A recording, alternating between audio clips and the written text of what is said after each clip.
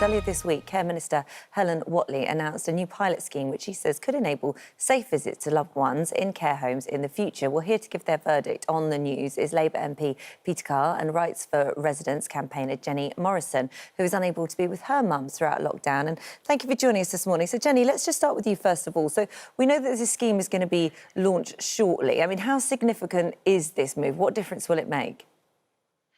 The thing is, Holly, for thousands and thousands of families up and down the country, it's a welcome step that the government are actually acknowledging that something must be done to reunite relatives in care homes with the loved ones.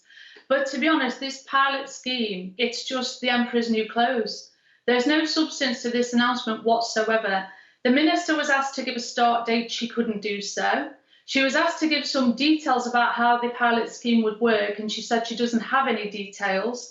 And there's no information about how it will be rolled out nationally, or indeed which lucky people will win the lottery ticket to be part of this scheme. So presumably the handful of people who were involved in this so-called pilot, which the government could have introduced in any time during the last 7 months, they could have piloted a scheme if that's what they thought was necessary.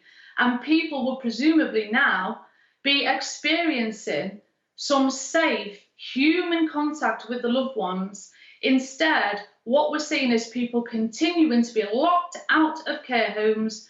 I mean, on the 10th of July, Holly and Phil, Matt Hancock said that he wanted to find a way to reunite families with the loved ones. It's been 7 months and we are still waiting, and this announcement does absolutely nothing to bring us any nearer to hugging our loved ones. Jenny, your mum is Jean in the care home. Before all of this happened to us, how much did you see her? How much did that contact mean to her? And now that's been withdrawn, how has she changed?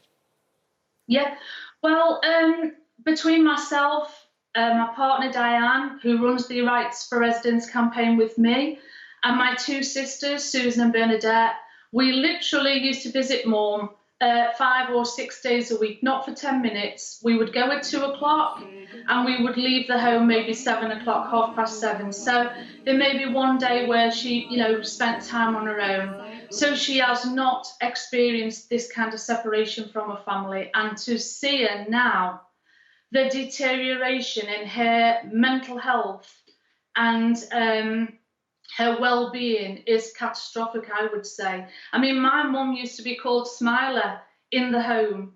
She's been very, very well looked after by carers who are absolutely amazing, but it doesn't replace family.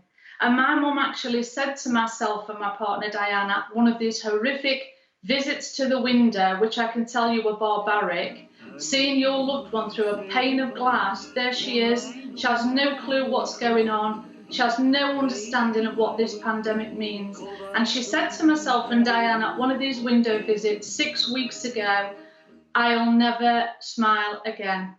And that's someone who loves to laugh and a joke. Honestly, Phil and Holly, yeah. Utterly heartbreaking. So I guess, this pilot scheme, I was saying at the beginning, I set this up saying, well, there's a bit of hope on the horizon. If that isn't the hope we're looking for, what needs to be done? In your opinion, how can we make these visits to care homes safe? There's two things, Holly, that the government can do right now, and they're well aware of this. Matt Hancock, Helen Whatley, the Prime Minister, they know that in order for this to happen, relatives must be granted key worker status and be given access to COVID tests exactly as the staff are, so that there's no danger of them taking virus into the care homes. And the second thing that they could also do right now, never mind a pilot scheme, they could indemnify care providers who are frozen with fear of letting visitors into a care home in case the virus does get in and they're actually sued. So they're frozen by the fear of litigation, and the government have indemnified the NHS against this very problem. And as a result, hospitals are managing safe visits perfectly well. The irony of it is, Phil and Holly, that if a resident of a care home is taken for a hospital appointment, or is admitted to hospital for a period of time, their loved ones can go in and visit them. And the minute they go back to the care home, these visits are stopped. That's mad, isn't And it? we're That's also, mad. yeah, we're hearing, honestly, do you know the most heartbreaking part of our campaign for myself and Diane, and it's going to be quite hard for me to say this, but we're getting letters, emails and phone calls every day from families that are watching the loved ones pass away and they can't be with them, and time is running out for these people. And all this talk about, you know, we've got to trial this and we've got to trial that, we need a pilot scheme, it's just completely empty rhetoric. What we want is action. We want to stop people dying. Let's see what Peter says, Labour MP Jenny. for Hove. Thank you so much, Jenny. We'll come back to you in just a second. But Peter, listening to this, it's so raw. And we've been covering this for weeks now, and the stories we've heard are utterly heartbreaking. But am I right in saying, though, that even if it was a Labour government, any government is going to be risk-averse here? Because you run the risk, if you stick your head above the parapet and say, right, let's strip down all these barriers, yes, we'll make it safe, yes, you've got to wear PPE, yes, you've got to take tests. If you, the more you open the doors into care homes, the more chance you have of letting it in.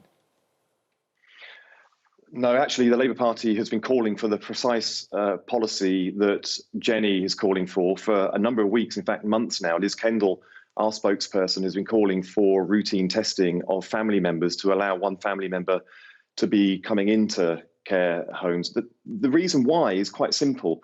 We don't believe that family members are visitors to care homes. We think that family members are carers themselves. You know, the most important carers for a family member who is in a care home is family. Being around family is so important to the well-being and the health and the recovery and the quality of life that people have in care homes. So what we're trying to do is just recognise that reality. So for a long time, you know, we have been calling for one family member at the start to be tested routinely every week so that they can come in and have a really solid relationship with the person that is most important in the lives of people who are in care homes. People who work in care homes, the carers who are professionals, they all know this. But we need to get a testing regime which is robust enough to make this a reality. A pilot is just a cop-out. We need to make this nationwide, and there is no reason why it shouldn't be nationwide. But Peter, the problem is, you know, you're calling for it, we're raising awareness of speaking about it today. You know, Jenny is campaigning for this with others, and as Jenny just said, time is running out. Like, all this piloting, it needs to be happening now. Look, you had me on your show way back in April. On the 25th of March, I stood up and said all of this to the Prime Minister. On the 25th of March, I was raising these issues with the Prime Minister on the floor of the House of Commons. You know, the only change that we got, for me, screaming into the night with nobody listening, people working in care homes screaming into the night, feeling that nobody was listening to them. It was only when you had me on your show that people started in government to take things seriously, which is why I'm so grateful that you're covering these issues. So I agree with you. You know, we have a government that is refusing to listen to these sorts of things. I understand some of the issues they have. They have a terrible issue with supply. Back in the early part of the virus, the supply problem they had was with PPE and testing, but they could have done the one single thing that could have saved thousands and thousands of lives, which is the thing I said to you on your programme back in April, which is stop workers working between multiple homes. They didn't do that, and 16,000 people died as a result. Now I'm saying that there are things that need to happen. Allow family members in who are tested weekly. We need to get the results back within 24 hours so that the results are up to date and they're robust. And we need to lock down care homes properly, because still we don't have a policy where every single person that comes into the care home is routinely tested. So district nurses, for example, they don't have weekly tests, and they come into care homes multiply in the course of their day. Health inspectors who go into care homes, they're not tested every week. Yeah, so it you know, makes COVID total sense is what you're saying. So you know, I'm saying these things, you're saying these things, but government don't listen. And we're going into the second wave. We've got to lock down care homes properly, but allow the people who are good for people's health in. Well, hopefully, you know, the more we discuss this, the more that it can be done, the more we break down that barrier, that wall, and the more hopeful we are that we'll be able to get those loved ones into their relatives in care homes. Thank you guys both. Thank you very much indeed. Thank you both. Thank you.